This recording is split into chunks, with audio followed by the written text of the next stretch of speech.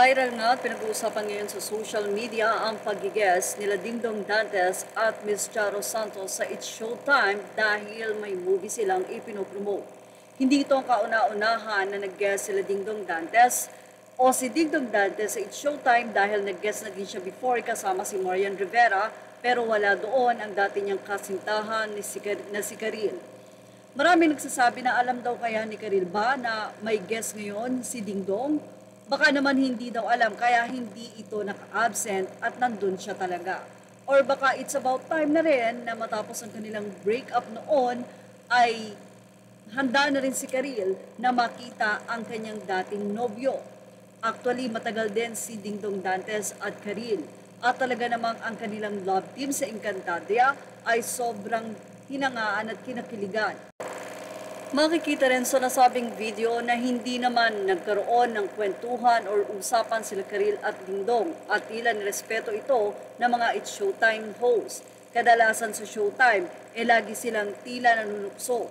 Pero this time ay nirespeto nila Vice Ganda at ng ibang host pa ang nasabi nga pong interview yon na nag-focus lamang sa question kay Charo Santos at noon na nga tila naubos na ang oras.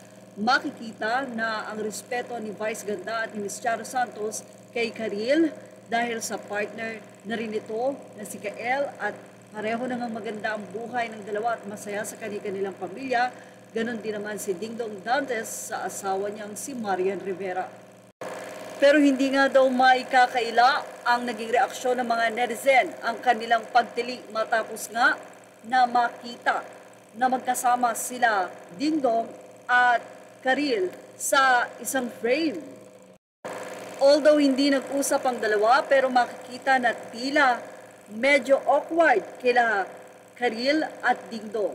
Dahil simula nung maghiwalay nga sila ay tila yung time lang na yon nagkita muli sila.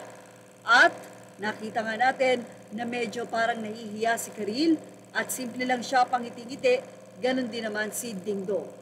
Ang nasabi nga pong guesting ay natapos pero wala nga pong tanungan portion or kulitan between the hosts, lalong-lalo na kay Karil at kay Dingdong. Narito naman ang say ng mga netizen sa nasabi nga pong kinilig sa pagkikitang muli nila Karil at Dingdong. Say ng mga netizen, mas nakakakilig pala sila. Ang isa naman ay sinabing, parang second time ni Dingdong na nag-guest sa It's Showtime. Una ang Dong yan dahil pinro-promote nila yung movie nilang Rewind. Then second Dingdong with Miss Charo Santos. Sino naman ang isa, nag-guest na yan dati pero nag-absent si Karil. Baka ngayon hindi alam ni Ganda na nandyan. Ha ha ha. Sino naman ang isa, wala naman talaga sa kanila yon lalo't matagal na at may kanya-kanya na silang partner. Mga fans lang nagbibigay ng issue talaga eh. Images are all credit to the rightful owners. Thank you for watching. Please like, share, and subscribe.